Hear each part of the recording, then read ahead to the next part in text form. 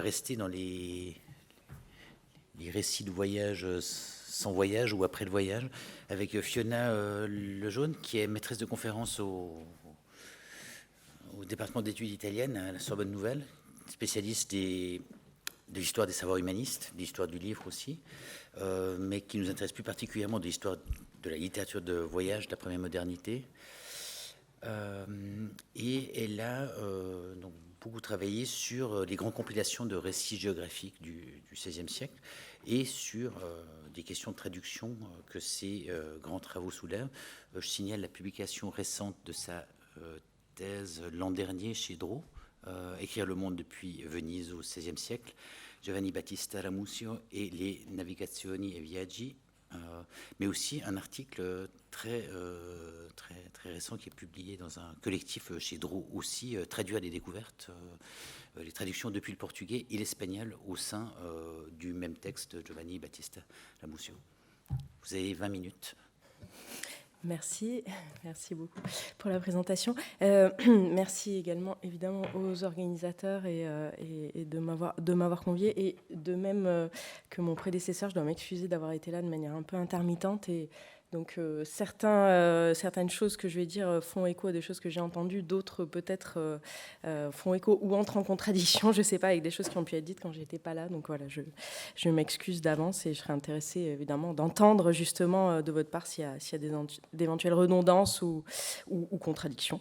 Je dois dire aussi que quand j'ai reçu l'invitation, j'étais un petit peu surprise. J'avais l'impression qu'il y avait eu une erreur. Après, j'ai vu qu'on allait bien jusqu'au XVIe siècle. Et justement, ça m'a... voilà, c'est un peu ce qui a alimenter, disons, la réflexion que je vous partagerai aujourd'hui, c'est-à-dire, j'ai l'impression, mais je pense que ça a été peut-être en partie contredit dans les belles introductions d'hier matin, que les voyages savants évoquent plutôt quelque chose qui relèverait, disons, du XVIIIe, XIXe siècle. Et je me suis interrogée, donc, dans quelle mesure, finalement, voilà, disons, le texte principal dont je me suis occupée, dont je m'occupe, pouvait avoir à voir avec ce colloque. Donc, voilà ce que je vous livrerai, disons aujourd'hui. De qui je m'occupe, donc, enfin, en tout cas, de qui je vais vous parler aujourd'hui, c'est effectivement donc ce personnage et son œuvre sur lequel j'ai conduit mes recherches doctorales, donc Ramusio, qui publie vraiment au milieu du XVIe siècle. Là, je vous ai mis les 3 volumes. Le premier, en réalité, dans sa première édition, paraît vraiment en 1550, donc voilà, parfaitement au milieu du siècle. 3 volumes publié donc à Venise. C'est un personnage vénitien, j'en parlerai pas aujourd'hui, mais c'est important pour comprendre son œuvre.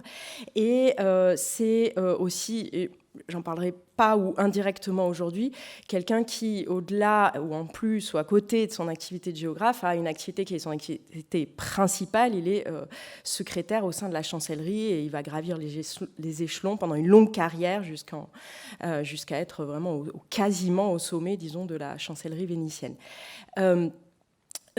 Ces 3 volumes, donc c'est des volumes assez conséquents. Là, vous avez uniquement les pages de titre, mais on a, voilà, en gros, une soixantaine de textes qui sont compilés, recueillis, dont Ramusio n'est pas l'auteur. Lui, en revanche, est l'auteur des textes dont moi, je vais plutôt vous parler aujourd'hui, qui sont des textes, disons, introductifs, 3 dédicaces, mais aussi différentes préfaces, introductions ou postfaces, parfois, à ces textes qu'il recueille et publie. Et je voudrais dire, notamment parce qu'elle est dans la salle, que parmi les premières personnes qui ont attiré l'attention sur l'intérêt donc, de ces textes introductifs, c'est un article des années 90 de Marie-Christine Gomez-Giraud, donc qui attirait notre attention sur le fait que ce n'est pas juste un recueil de textes, mais que ce recueil de textes est assorti de tout un paratexte, donc écrit par Ramusio, et que c'est vraiment un paratexte qui a son intérêt, qui est disséminé dans les 3 volumes, donc n'a pas un caractère très systématique, mais finalement, quand on le lit, et c'est ce dont je vais rendre compte aujourd'hui, on voit qu'il y a vraiment une unité dans la réflexion. Alors, évidemment, là, je vais l'aborder sur la question, justement, de que peut-on tirer des récits de voyage? L'essentiel des textes qui sont compilés dans ces navigazioni e viaggi, navigations et voyages, sont des récits de voyage avec des formes, des tailles, des longueurs très différentes, mais en tout cas, voilà, on peut, pour en tout cas aller vite, les rentrer dans cette catégorie des relations, comme on aurait dit à l'époque. Et de ce point de vue-là, il y a une revendication très claire, très nette de la Mouge de contribuer au savoir. Donc, finalement, déjà, j'avais un premier élément de réponse à ma question pourquoi je viens vous parler aujourd'hui. Voilà, la question de la relation de voyage et la question de la constitution des savoirs est vraiment complètement liée dans les revendications de la Mouge. Et plus spécifiquement, c'était un aspect qui avait un petit peu attiré mon attention et sur lequel je me suis davantage concentrée justement pour aujourd'hui. Finalement, l'idée de lire donc, dans ce corpus des discours, des discours introductifs, écrits donc par la Mouge, de lire quelque chose qui ressemblerait à des instructions aux voyageurs, qui là aussi, dans la littérature secondaire, apparaissent plutôt comme de l'ordre d'un genre qui émerge voilà, fin 16e, 17e, 18e. Donc, pas des instructions aux voyageurs avant l'heure, mais simplement, finalement, on y retrouve tous les éléments et ça va être un peu l'objet, disons, de la deuxième partie de ma présentation. Alors, d'abord, simplement pour vous illustrer en quoi, voilà, selon la Mouge, il y a vraiment une composante scientifique des voyages. Les savants sont parmi les destinataires de son œuvre. J'ai fait ce qu'il ne faut pas faire, c'est-à-dire que je vous donne une citation tronquée. Il dit en fait qu'il y a deux destinataires à son œuvre, les princes et les savants. Et encore une fois, moi je me concentrerai, même si je vais parler des princes, c'est inévitable, mais je me concentrerai sur cette dimension scientifique, disons. J'ai reporté sur le PowerPoint les citations en italien du XVIe siècle, évidemment. Je vais essayer de les traduire, j'en traduirai des extraits quand elles sont un peu plus longues, mais voilà, le plaisir, il annonce dans la dédicace du premier volume, le plaisir qu'en auront voilà, les doctes et les savants. C'est évidemment, pour un discours de dédicace, on pourrait imaginer de l'ordre de la topique, du lieu commun, mais c'est constamment réitéré et surtout, il le démontre finalement, cet intérêt, ce plaisir que vont pouvoir avoir ces lecteurs-là dans ce qu'il met à disposition dans ces volumes. Et il le démontre lui-même par ses propres discours, en mettant, en démontrant, tout simplement, comment on peut s'emparer de ces textes pour constituer des savoirs. Alors, j'ai essayé un petit peu là de les catégoriser, ces différents moments des textes de la Mouge où il démontre cela, et il y a vraiment différents aspects. Alors, il y a des choses qui, le premier, en tout cas, relève finalement d'une question très, très, très classique, la question des crues du Nil. Il affronte ce sujet-là sur la base des témoignages contemporains qu'il a pu lire et qu'il lui-même recueille dans ses volumes. Donc comment peut-on se rapprocher d'une résolution de ce grand problème de pourquoi ce fleuve a des crues en lisant des récits de voyage. Deuxième aspect, et ça fait écho à ce qui a été dit plus tôt sur la question de l'utilisation d'un savoir transmis par les voyageurs pour le caoutchouc, c'est-à-dire pour quand même un enjeu économique certain. C'est exactement pareil chez la Mouge avec les épices, ce discours relativement connu, puisqu'il a aussi un tout petit peu circulé de manière indépendante, ce qui n'est pas le cas des autres discours de la Mouge. Ce discours sur les épices est en fait une démonstration à la fois de l'enjeu commercial et de l'enjeu au pluriel d'ailleurs, scientifique. Donc c'est pas incompatible. Les voyages scientifiques, les voyages savants ne sont pas incompatibles avec les voyages commerciaux. Et puis, il démontre, alors, dans des parties de discours, je dirais, dans ce cas-là, comment on peut utiliser, aller piocher vraiment chez des voyageurs pour enrichir le savoir, par exemple en botanique avec la question de la rhubarbe chez Marco Polo, par exemple sur les poissons, disons, en particulier les dauphins, pas que chez les textes, dans des textes français qu'il édite, et aussi, et ce n'est pas des moindres sujets pour l'époque, il s'attelle à démontrer l'habitabilité de la Terre entière en allant piocher dans différents textes qu'il édite dans la compilation, voilà, encore une fois, démontrer, et donc utiliser, enfin, voilà, il montre comment on peut utiliser ces sources pour constituer des savoirs nouveaux, ou là, en l'occurrence, très explicitement, pour contredire des conceptions précédentes. Voilà, chacun de ces textes, évidemment, pourrait en lui-même faire l'objet d'un développement là, puisque ça serait pertinent pour illustrer vraiment ce lien entre constitution des savoirs, utilisation du corpus de récits de voyage. Simplement, le point commun entre ces différents exemples là que vous voyez apparaître, c'est l'utilisation à la fois de sources antiques, de sources contemporaines, les récits de voyage qu'il publie dans les Navigazioni e Viaggi, et presque systématiquement mis en parallèle aussi avec des témoignages oraux, qu'il prend soin, quand il peut, de détailler, avec parfois un niveau de détail extrêmement intéressant sur comment il a rencontré la personne, dans quel cadre, quelles questions il lui a posées, etc. Donc il y a vraiment, voilà, une mise en résonance de ces différentes sources pour, encore une fois, au risque de me répéter, favoriser la constitution d'un ou des savoirs qu'on peut inévitablement mettre au pluriel là, vu la variété des domaines couverts.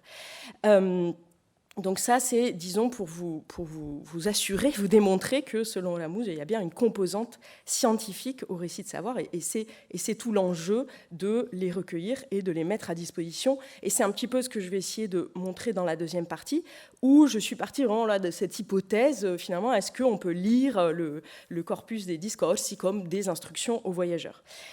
À la fois, oui, et non, au sens où si on reste sur l'idée, qui est un peu cette expression figée d'instruction aux voyageurs, on limite de beaucoup ce qui fait, selon Ramusio, la garantie de la portée scientifique des voyages. C'est-à-dire que ce n'est pas du tout que le voyageur qui intervient dans cette espèce de démarche intellectuelle qui va en garantir l'apport scientifique. Je vais passer sur cette slide, c'est pas grave, je reviens de toute façon en conclusion. Donc, il y a en fait différents acteurs, comme une sorte de maillon d'une chaîne, qui correspondent, aux différentes étapes. La préparation, le programme, le projet du voyage, le voyage, la relation, la mise par écrit, quelle que soit la forme du voyage, et sa diffusion. Et à chacune de ces étapes, pour chacune de ces étapes, Lamuse a des conseils à nous livrer, et il ne s'en prive pas. Il ne s'en prive pas parce que, justement, il y a cet enjeu énorme d'un renouveau des savoirs, et que donc, il faut assurer ces conditions, garantir un cadre qui en permette le renouveau. Il le fait, alors d'un point de vue rhétorique, je le dis de manière générale, parce que je n'aurai pas forcément le temps de détailler, et puis, voilà, en tout cas, les citations sur les slides étant en italien, vous ne saisirez pas forcément ces différentes approches, mais il le fait, alors, soit parfois de manière prescriptive, il faut, c'est pas le cas le plus courant finalement, il le fait en ayant recours à la prétérition, et là j'essaierai de l'illustrer parce que la question de la garantie scientifique des voyages est liée à la question du contexte politique dans lequel ont lieu les voyages et la diffusion de leurs résultats. C'est un sujet extrêmement délicat, vous le verrez. Et il le fait aussi en ayant recours à deux autres formes, l'épidictique, les modèles, les héros. Et les héros des temps modernes pour Ramusio, ce ne sont pas les voyageurs, mais ce sont ceux qui mettent par écrit les voyages. Et la distinction est très nette. Vous le verrez avec deux exemples que j'espère j'aurai le temps de vous montrer. Et puis avec une approche polémique qui, là, à nouveau, s'inscrit plutôt dans un contexte politique. Donc il y a vraiment toutes ces différentes manières, si vous voulez, de livrer ce qui pourrait être de l'ordre de l'instruction, du conseil, de comment créer les conditions favorables à ce que le voyage soit un gain scientifique, garantisse un gain scientifique.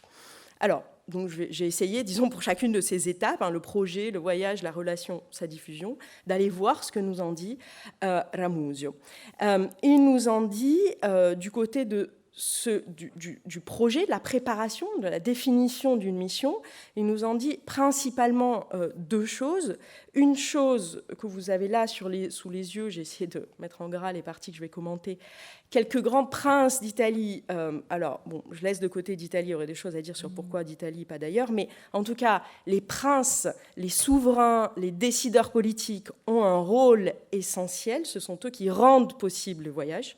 Donc, en rendant possible le voyage, ils rendent possible l'acquisition de savoir, etc. Sauf qu'ils doivent avoir conscience de ça, et qu'ils n'ont pas toujours conscience de ça, ou que parfois ils en ont conscience à tel point qu'ils empêchent la diffusion, vous allez le voir. Donc là, il dit que finalement, par la lecture d'un texte, il est en train de commenter le récit de Francisco Álvarez, donc une mission dans les années 1520, pardon, auprès du souverain d'Éthiopie. Il dit, à la lecture de ce texte, qui sait si quelque grand prince italien n'aura pas l'idée d'y envoyer à son tour quelqu'un, quelques gentilshommes, deuxième partie de la citation, qui puissent prendre les mesures de ces hauteurs, qui voudra voir les sources du Nil et ses chutes, en décrivant les détails infinis des choses naturelles, mieux et de manière plus ordonnée que ne l'a fait notre auteur. Donc on lit Francisco Álvarez, on se rend compte qu'il manque des choses, il manque notamment des informations, ça revient à ce que je vous disais tout à l'heure sur les sources du Nil et les crues du Nil, qui permettent de résoudre ce grand problème des crues du Nil, et donc les souverains qui le peuvent, c'est leur responsabilité, devraient envoyer quelqu'un avec la définition d'un programme de voyage, prendre les altitudes, enfin mesurer, pas les altitudes, excusez-moi, la longitude, latitude, etc. Il y a donc un rôle politique dans le fait même d'organiser un voyage, et ce rôle politique doit aussi définir le contenu, l'intérêt, l'objectif d'un voyage. Deuxième étape dans cette décomposition, on est en quelque sorte de ce qui fait la garantie d'un voyage, le voyage. Il y a là aussi le constat que toute une série de relevés ont lieu pendant le voyage, de la part des voyageurs, donc, et il nous en donne différents exemples dans ses commentaires. Bon, là, je ne vais pas forcément commenter cette citation-là, qui, d'une certaine façon, est un petit peu redondante, mais voilà la liste des choses, finalement, que l'on observe quand on voyage, sous-entendu, donc, qu'il faudrait continuer à observer. Et j'en arrive à la troisième partie, la relation de voyage. Qu'est-ce qu'on doit trouver, plutôt, pour être plus précis. Là, on est plutôt de l'ordre du prescriptif, je dirais, d'une certaine façon, dans une relation de voyage. Là, on a chez Ramuz, dans le troisième volume, l'utilisation d'un modèle qui est Gonzalo Fernández de Oviedo, dont son histoire générale des Indes, et il en fait l'éloge en amont du texte de Oviedo en disant ce qu'on trouve chez Oviedo, c'est ce qu'on voudrait y trouver, et non pas, et là il oppose ça au modèle de la chronique, le problème des chroniqueurs des Indes occidentales, de l'Amérique, c'est qu'ils ne parlent que des guerres civiles, en gros, par opposition à les choses naturelles dites ci-dessus, ils y passent brièvement, sauf quand ils ne peuvent pas faire, comme ils ne peuvent pas se passer d'en parler, alors que, il oppose donc au modèle de la chronique, le modèle d'Oviedo, qui, lui, détaille justement ces choses naturelles, qui fait œuvre d'historien naturaliste, tout simplement. Donc ça, c'est le contenu, c'est ce qu'on attend d'un contenu. Mais de la part de la relation, Ramuz ne se contente pas, entre guillemets, de définir ce qu'on en attend en termes de contenu. Il rappelle, chose plus cruciale encore, qu'on attend une relation. C'est-à-dire, au-delà de dire ce qu'on veut et ce qu'on voudrait trouver dedans, il est essentiel, et là il y a vraiment un appel, en quelque sorte, de Ramuz, à ce qu'on garantisse que la relation, que la mise par écrit soit faite. Ça, c'est l'exemple, c'est ce que je vous disais tout à l'heure, c'est l'exemple du héros, le héros qui n'est pas le héros voyageur, mais vraiment le héros, c'est celui qui met par écrit. Et on a l'exemple de Antonio Pigafetta, qui participe à l'expédition de Magellan, qui fait partie des rares survivants, et qui en tire effectivement... Alors, qui a écrit un journal de bord qui a été diffusé, et puis ensuite qui en tire une relation quelques années après, qui est diffusée, éditée notamment chez Ramuz. Et là, il dit vraiment, la ville de Vicence peut se faire gloire d'avoir un tel personnage parmi ses citoyens, puisque Pigafetta était originaire de Vicence, car avendo circondato, donc ayant fait le tour entier de la sphère du monde, il l'a aussi décrit de manière aussi particulière. Hein. Et donc Pigafetta n'est pas un héros. Et il continue en disant on devrait lui faire une statue comme dans l'Antiquité on faisait des statues pour les héros. Hein. Donc Pigafetta n'est pas un héros, ou pas tant, ou pas seulement parce qu'il a fait le tour de la Terre, mais surtout parce qu'il l'a décrite de manière aussi détaillée, tanto particolarmente. Et on revient à la question de la responsabilité du souverain, et là, un autre exemple, un autre modèle des temps modernes, c'est Antonio de Mendoza, vice-roi de la Nouvelle-Espagne, modèle selon Ramusio. Pourquoi ? Parce que non seulement il fait organiser des expéditions, mais en plus, il fait faire des livres de toutes les choses naturelles et merveilleuses. Donc, Antonio de Mendoza n'est pas tant loué pour les expéditions qu'il organise que par le fait qu'il exige qu'on lui rende compte de ces expéditions, hein, ce qui est, vers la fin de la citation, appelé la plus grande et la plus glorieuse des entreprises. Hein, c'est vraiment la mise par écrit. Alors, pourquoi ? Parce que tout ça s'oppose à l'absence de mise par écrit, erreur numéro 1, je dirais, ou erreur numéro 2, plus grave encore, la limitation de la diffusion de la mise par écrit. Là, je n'ai pas le temps de le développer, mais Ramusio est constamment en train de critiquer les souverains portugais, pour leur volonté, ou ce qu'ils considèrent comme étant leur volonté de limiter la diffusion des informations issues des expéditions qu'ils organisent. C'est un sujet qui est encore débattu dans l'historiographie portugaise aujourd'hui. C'est probablement pas aussi vrai que le voudrait ou le dit Ramusio. En tout cas, ça met vraiment le doigt sur le fait que l'absence, il mancamento di scrittori, le fait qu'il manque des écrivains, ou le fait qu'on manque à la mémoire d'un voyage, c'est, dit-il, quasiment comme si le voyage en lui-même n'avait pas eu lieu. Dans tout ça, donc, et j'en arrive, disons, voilà, à des éléments plutôt de conclusion, on arrive sur la dernière phase de ces 4 phases, c'est la diffusion de ces relations. C'est-à-dire qu'il faut qu'il y ait mise par écrit, il faut que cette mise par écrit soit diffusée. Alors là, c'est pas du tout pour dire que Ramusio retombe sur ses pattes et fait l'éloge de lui-même, mais c'est la figure notamment du compilateur. Hein, et il le dit en sous-entendant qu'il répond là à des possibles détracteurs, c'est-à-dire il est juste et ne devrait pas être blâmé ceux qui, pour le bénéfice commun, vanno raccogliendo, donc sont en train se donnent au recueil des écrits d'autres pour en conserver le souvenir, la mémoire. En conclusion, pour tirer donc quelques éléments et répondre à mon interrogation initiale, j'ai vraiment l'impression que par rapport à ce qu'on appelle, encore une fois, plutôt dans la littérature secondaire, le voyage savant, il n'y a pas de solution de continuité, en fait. On est vraiment dans cette mise au clair de en quoi le voyage est un apport à la science, au savoir. Ça l'est par le soutien d'une institution légitime, chez Ramusio, le souverain, le monde politique, plus tard peut-être, et on l'a entendu dans différentes communications, d'autres formes d'institutions légitimes, des académies, des sociétés savantes, etc. Ça l'est par le fonctionnement cumulatif du savoir, et donc dès lors qu'il y a un voyage pour lequel il n'y a pas de relation, ou cette relation n'est pas diffusée, on perd quelque chose collectivement. Ça l'est aussi, donc ce lien avec le voyage savant, par l'élaboration d'une première méthode qui est très explosée, très diffusée, très fragmentaire chez Ramusio, mais où on a bien des indications à la fois sur il faut avoir un programme, ce programme nécessite des relevés de tel et tel type pendant le voyage, à l'issue du voyage, il faut le mettre par écrit, cette mise par écrit doit être diffusée, elle doit être diffusée, et je m'arrêterai là, pour 2 raisons au-delà de tout ce que j'ai dit jusque-là. Une raison qui est, je crois, quelque chose qui a été évoqué à un moment donné hier, parce qu'il faut qu'il y ait ensuite un travail de mise en commun, c'est-à-dire que chaque voyageur individuel ne suffit pas. Il y a ensuite ce besoin de regard d'ensemble. C'est aussi ce que fait la compilation, mettre ensemble les différentes relations pour qu'on en tire un savoir à la fois fiable, le plus fiable possible en tout cas. Et pour une deuxième raison, cette diffusion, c'est qu'il y a quasiment une sorte de, finalement j'en suis arrivée à cette conclusion chez Ramusio, comme une sorte de image d'un cercle vertueux, c'est-à-dire que on programme le voyage en fonction des insatisfactions que l'on a dans la lecture des textes existants.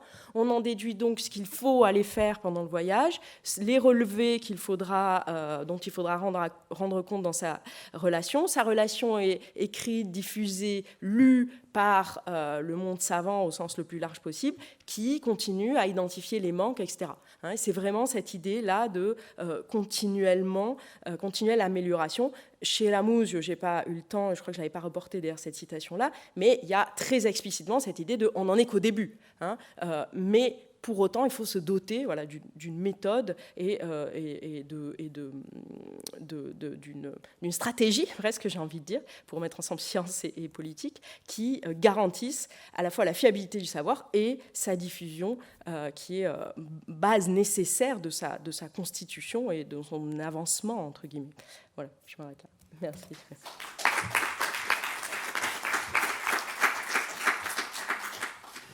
Merci beaucoup pour cette intervention qui résonne particulièrement bien avec la précédente, je trouve, sur la question de l'importance de la mise en écrit, qui est peut-être plus importante que le voyage lui-même. En réalité, je me posais juste une toute petite question avant de laisser la parole à la salle.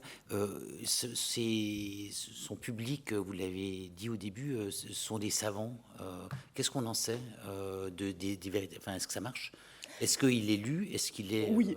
Ou est-ce que c'est un vœu Oui, alors c'est des volumes qui sont très diffusés. Il y a beaucoup de rééditions ensuite postérieures. C'est des volumes qui sont encore très présents dans les bibliothèques, dans les collections. Donc il y a une diffusion.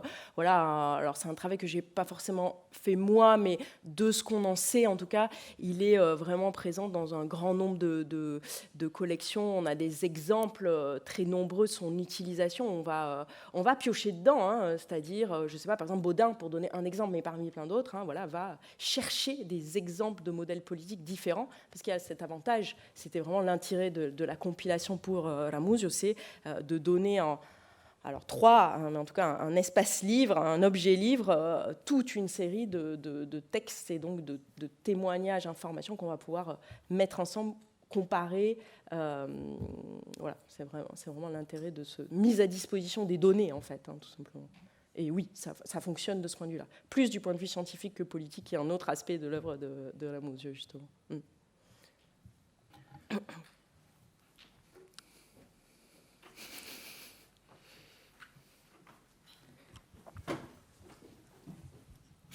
Merci beaucoup pour cette intervention. Alors, je m'empresse de dire, je ne connais pas le texte de Lamuzio pour l'avoir lu dans sa lettre, mais en vous écoutant, je pensais à plusieurs autres compilations de récits voyages, à La Harpe, évidemment, à Cluit, et puis puisqu'on a parlé de Verne, pourquoi pas l'histoire des voyages de Verne.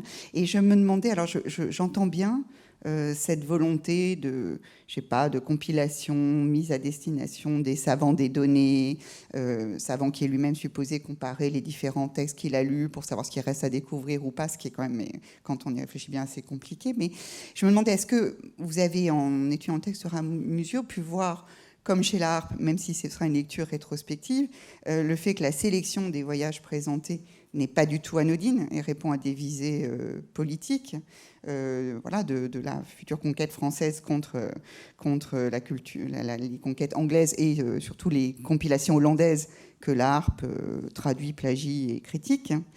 Et est-ce que, si on pousse un peu plus loin, alors c'est toujours le modèle de La Harpe qui m'intrigue, mais parce qu'on a parlé tout à l'heure de fiction et voyage, est-ce que Lamuzio va jusqu'à intervenir sur les textes qu'il est supposé compiler, voire inventer des récits de voyage en les recomposant qu'il mettrait au sein de ses compilations?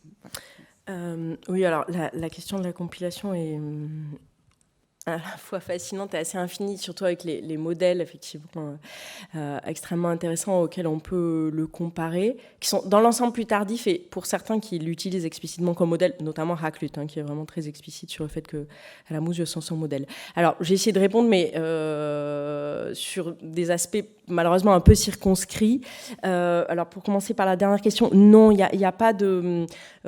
lui-même n'ajoute pas ou n'invente pas de récits de voyage. Éventuellement, là, on pourrait dire qu'il y a une forme de fictionnalisation, c'est dans ces discours, les textes écrits par lui-même, où il met en scène parfois donc ces rencontres avec des témoins, donc des voyageurs eux-mêmes, parfois de manière un peu surprenante, sous couvert de protection de leur anonymat, etc. Voilà, ces figures-là sont pas si faciles à identifier et peut-être résultent plutôt de différents types de sources, certainement des témoignages oraux, mais peut-être aussi parfois d'autres formes de sources, peut-être qu'il aurait obtenu au sein de la chancellerie, enfin des choses comme ça. Et beaucoup plus généralement sur la compilation, il y a vraiment un projet très clair derrière la façon dont les textes sont mis ensemble, ça c'est sûr et certain. J'en ai pas du tout parlé, mais c'est extrêmement important. Les 3 volumes. Pourquoi 3 volumes? Un premier volume, les navigations dans un rendu possible par les Portugais. Le deuxième, rendu possible par les Vénitiens, et lui-même est vénitien et travaille pour la République de Venise. Le troisième pour les Espagnols. Donc c'est pas comme Hakluyt, c'est pas célébration du voyage anglais, hein, mais pour autant le deuxième volume vénitien pose évidemment pas mal de questions et d'enjeux. Par ailleurs, sur le volet politique, simplement voilà une hypothèse est de dire qu'en fait il met à disposition ces voyages en disant il y a un enjeu à l'organisation de nouveaux voyages pour toutes les questions de gains de savoir que j'ai évoquées aujourd'hui, mais aussi pour les Vénitiens, pour qu'ils reprennent ce qu'ils considèrent comme étant leur place légitime dans l'exploration du monde qu'ils ont complètement perdu et qu'effectivement ils ne reprendront jamais par rapport à ce que lui avait pu imaginer ou envisager pour la République de Venise. Donc voilà, c'est une réponse un peu partielle, mais oui, c'est vraiment des questions extrêmement intéressantes et plutôt vers lesquelles j'essaie de m'orienter sur la question vraiment de la façon dont se constituent ces recueils de récits, puisque lesquels on sélectionne pas, comment on les met ensemble, l'ordre, hein, il y a un ordre dans le premier volume des Navigations, et l'ordre est très clairement politique. On met d'abord les textes anciens avant les textes portugais. On n'arrête pas de dire, tiens, en fait, on connaissait déjà ces endroits. Ils n'ont fait que retrouver des endroits qu'on connaissait déjà. Enfin, voilà, c'est vraiment... ça, c'est évident. Et merci, parce que c'est vrai que ça me permet d'ajouter quelque chose sur lequel j'aimerais peut-être travailler justement davantage sur ces aspects-là, qui sortaient un peu, partiellement en tout cas, du sujet. Merci beaucoup. Michel avait une intervention. Oui, non, merci pour votre communication qui effectivement dialogue un peu et enfin, j'ajoute des choses. Moi, je suis frappé là depuis tout à l'heure. Il y a des questions sur en fait le dit et le non dit, hein, ce qui manquerait, ce qui est dans les récits de voyage, dans les rapports de voyage, les relations. Il y a le vrai, le faux. C'est vrai, c'est faux. Alors curieusement, on dit, enfin moi je m'intéresse à la traduction. Le traducteur et le voyageur, ils sont sous la même suspicion, hein, de trahison, de manipulation. Voilà, c'est comme on peut pas contrôler complètement les. Enfin voilà, si le public peut pas contrôler. Hein, mais en fait, il y a une autre question que je trouve qui se dégage de votre intervention, parce que là, on est en fait tout ce qui est de la main de Ramos, si je comprends bien, c'est très programmatique. C'est ce qu'il faut faire, etc. Bon. Et donc, vous avez parlé là de projets d'édition, de compilation. Et en essayant de reprendre, moi, cette proposition de penser aussi à travers la question du transfert, je pense qu'on peut aussi peut-être penser en termes d'horizon de transfert. C'est-à-dire, le programme, il est maîtrisé, connu par celui qui l'écrit. L'horizon, il peut surprendre. Enfin, je veux dire, il échappe parfois un peu au contrôle, mais en tout cas, c'est peut-être un angle de lecture qui n'est pas celui du vrai du faux, du binaire, je veux dire, mais qui essaie de penser, voilà, comme on parle d'horizon d'attente en lecture, ou qu'est-ce qu'attend un compilateur, qu'est-ce qu'attend quelle est la perspective de celui qui écrit une relation de voyage ou des choses comme ça. Enfin, moi, Oui, si je peux juste réagir, ça me fait penser à un élément que je n'ai pas forcément mentionné, mais c'est une des justifications de la compilation, c'est-à-dire vraiment, encore une fois, cette mise à disposition de différents textes, et notamment quand il propose plusieurs textes sur un même espace ou d'un même voyage, c'est le cas aussi parfois, et il dit il en faut plusieurs parce que, en gros, chaque point de vue individuel est pas complètement, peut être partiellement erroné, disons, voilà, pour le dire assez simplement.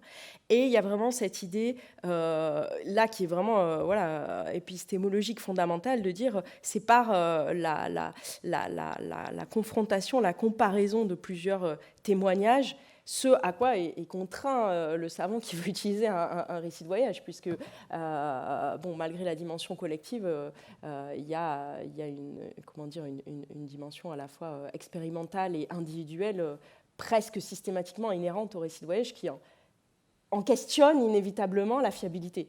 Et finalement, exactement, c'est vraiment, mais c'est dit quasiment explicitement, avec une perspective philologique aussi, ça c'est vraiment intéressant, il met ensemble, croiser les sources philologiquement.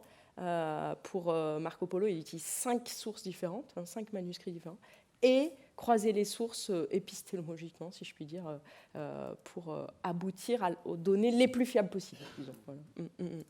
Ça fait aussi penser à la méthode de Marcel Griaule de regarder son objet avec... Enfin, où il voit ça comme une perspective militaire, enfin, voilà, où il faut attaquer de différentes l'objet perspectives, oui. dont nous parlait... oui, là c'est comme si les différentes perspectives étaient les différents témoignages de différents voyageurs, en fait. Oui. Il y a encore une question de Simon Schaffer. Merci pour cette intervention si intéressante, fascinante. Tu as fait référence, c'était absolument suggestif pour ainsi dire, au fait que chez Ramuzio, les princes sont indispensables. Le soutien du cours des puissances politiques, c'est absolument obligé. Mais tu as aussi fait une référence nécessairement assez brève à sa critique des Habsbourg, des Portugais, des puissances ibériques. Donc, est-ce que tu peux élargir un peu autour du contraste entre ce qu'on peut appeler, si j'ose dire, le bon et le mauvais soutien des princes? Parce qu'évidemment, chez Ramuzio, on a la possibilité de recevoir un soutien qui est absolument désastreux pour le savoir. C'est vrai ou pas? C'est vrai que c'est un sujet important, ça c'est sûr. C'est un sujet compliqué, je trouve, parce que, je dirais pour 2 raisons. Parce que l'historiographie du XXe siècle, mais en partie encore aujourd'hui, peut-être parce qu'on a tous un penchant complotiste, je ne sais pas, aime bien ou a envie d'essayer de démontrer qu'il y a des tentatives de censure, en gros, pour le dire assez clairement. Or, c'est compliqué parce que Ramuzio le dit lui aussi, mais en fait, c'est complètement paradoxal parce qu'il le dit et en même temps, il a un volume entier, conséquent, consacré à des explorations en zone portugaise. Donc en fait, il le dit, lui, plutôt parce que il sait, et c'est vrai, que certains textes n'ont pas été diffusés ou sont diffusés de manière partielle, avec des modifications. Parfois, ce qu'il ne dit pas du tout, d'ailleurs, ce qui est intéressant, c'est c'est notamment parfois des modifications pour des questions religieuses, notamment. Et ça, lui, par exemple, c'est un aspect qu'il n'envisage pas du tout. Alors que c'est vrai, certaines des modifications qu'il évoque sont en fait plutôt religieuses que politiques. Enfin, c'est tenté qu'on puisse complètement dissocier les deux, évidemment. Mais donc c'est vrai, c'est un vrai enjeu. Et est-ce qu'il y a des bons ou des mauvais souverains ? C'est là la deuxième difficulté, je trouve, c'est que pour chacune de ces figures, il y a à la fois l'éloge et le blâme. C'est-à-dire à la fois les Portugais, les souverains portugais, on doit leur être infiniment reconnaissants, Et en même temps, ils auraient pu faire mieux, ils auraient pu faire plus, ils font exprès de ne pas diffuser les textes, ils nous empêchent d'avoir accès, etc. Et là, c'est assez difficile de dissocier l'homme de science, entre guillemets, de l'homme politique. C'est évident, puisque c'est aussi les savoirs sont aussi une démonstration du pouvoir, et ça, c'est vraiment une théorie. L'hypothèse de laquelle je suis partie quand j'ai commencé ce travail, c'était de savoir finalement si ces volumes que vous avez partiellement sous les yeux étaient finalement une commande publique. Est-ce que c'est une œuvre de la République de Venise? A priori, je dirais que non, mais c'est une œuvre de Ramusio, secrétaire de la République de Venise. Donc voilà, vous pouvez imaginer que la distinction est subtile, mais en tout cas, c'est-à-dire qu'il veut démontrer qu'on peut s'emparer de savoirs produits par d'autres, espagnol, portugais, en gros quand même à son époque, un petit peu les Français. Et en même temps, il le fait pour démontrer aux Vénitiens, aux patriciens, lui-même n'est pas patricien, qu'eux-mêmes pourraient se réapproprier ces savoirs. Donc c'est un peu ambigu. Hein. C'est pas Venise qui parle au monde, c'est à l'intérieur de Venise, on parle à Venise et on parle au monde. On démontre qu'on est capable de capter ces savoirs et en même temps, on redit à Venise, vous-même, patricien, vous êtes en train de perdre cette capacité-là. Donc c'est plus ambigu, en fait. Merci. Alors, merci pour vos deux communications. J'ai été frappée, comme Serge Ruby, par la sorte d'enchaînement entre les jeunes de langue ou bien les apprentis linguistes qui font un vrai voyage et cet érudit de cabinet qui ne voyage pas. Alors, j'aurais au moins 3 questions. Vous choisirez ce que vous voulez. D'abord, moi, j'aurais aimé revenir sur l'antériorité du 3e volume, sur le 2nd volume. Le 3e volume étant, je crois, me souvenir, consacré exclusivement à l'Amérique. D'accord, avec notamment cette première édition du voyage de Cartier, le voyage de 1534, qui ne sera publié en français qu'ensuite qu'en 1598. C'est quand même très intéressant, alors que le second voyage de Cartier, celui de 1935, est publié en français en 1945. Voilà, donc, un petit peu. Bon. Donc, alors, cette antériorité de l'Amérique sur la Perse, parce que, sauf erreur de ma part, ce 2e volume s'intéresse à la Perse, quand le premier s'intéresse plutôt à l'Afrique. Ça, c'était la première question. Où il y a la 2e d'ailleurs concernant Cartier. Et la 2e question, pardonnez-moi, c'est une question de dénomination. Vous parlez de compilation, moi je parlerai de collection. Parce que je crois qu'il y a quelque chose chez Ramusio de la figure du collectionneur, dans ce qu'elle peut avoir d'obsessionnel, c'est-à-dire la réalisation d'un savoir total. Compilateur me semble un peu plus laborieux, besogneux. Bon, voilà. Alors, pour la 3e question m'est revenue, mais on en a parlé, c'est la question effectivement de l'esprit vénitien. Alors, s'il y avait une micro-question, ce serait sur la langue spécifique de Ramusio en italien. Parce que là, je crois que personnellement, je serais heureuse de vous entendre sur un point que je ne maîtrise pas du tout. Fiona, des réponses courtes, s'il vous plaît, parce qu'on a encore la conclusion générale de Ladislas oui. Et on a la salle jusqu'à 18h, et donc il faut qu'on... Désolé de, mais de faire de bêtes. En fait, presque pour chaque... les réponses seront, pour certaines insatisfaisantes, mais peuvent être courtes. Malheureusement, sur le texte de Cartier, ça reste un point d'interrogation. Comment il l'obtient, pourquoi il est publié en italien, c'est pas clair. C'est pas... Je reconnais aussi quelque chose sur lequel je me suis engagée, que je pourrais, et d'ailleurs, de temps en temps, on m'écrit pour me poser la question, en gros, pour le dire assez simplement, donc c'est pas encore si clair. Enfin, c'est pas clair, voilà, pourquoi et d'où vient ce texte. L'antériorité du volume 3, officiellement, par l'éditeur, qui sont les Giunti, c'est que en 1557, l'imprimerie a brûlé, sauf qu'en fait, ça n'explique rien, puisque le volume 3 est sorti en 1556.